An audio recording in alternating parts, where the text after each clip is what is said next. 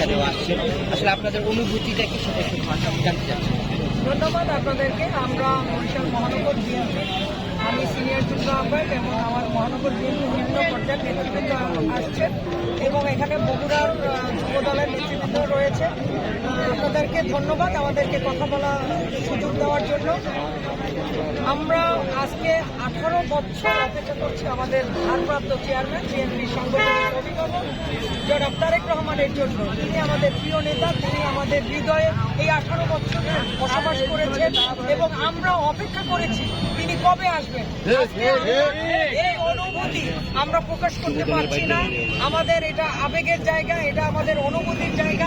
দীর্ঘ 18 বছর পর আমাদের নেতা আমাদের কাছে ফিরে আসছেন এবং এই যে 18 বছর তিনি সুদূর লন্ডনে বসে নেতৃত্ব দিয়েছেন এই বাংলাদেশ জাতীয়তাবাদী দলকে। আজকে আপনারা দেখেছেন এই যে 24-এর গণতন্ত্র, এই 24-এর গণ অভ্যুত্থান, এই অভ্যুত্থানের একমাত্র নায়ক কিন্তু আমাদের বিএনপির তারই নেতৃত্বে আমরা সারা বাংলাদেশ থেকে প্রতিটা নেতা কর্মী আমরা সামনে পড়েছি এবং তার নেতৃত্বেই আজকে এই বিজয় অর্জিত হয়েছে এবং আমরা বিজয়ের দ্বার প্রান্তে।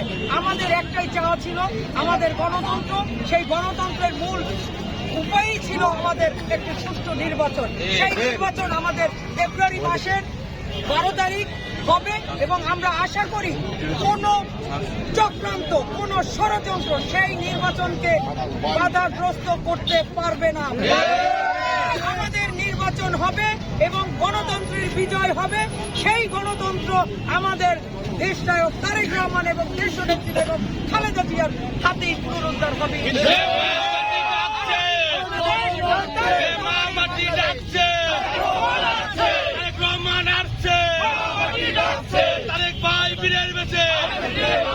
সবার আগে বাংলাদেশ, সবার একসাথে, সবার আগে সবার আগে ভোট দেবো কিসে, ভোট দেবো কিসে, সবার আগে।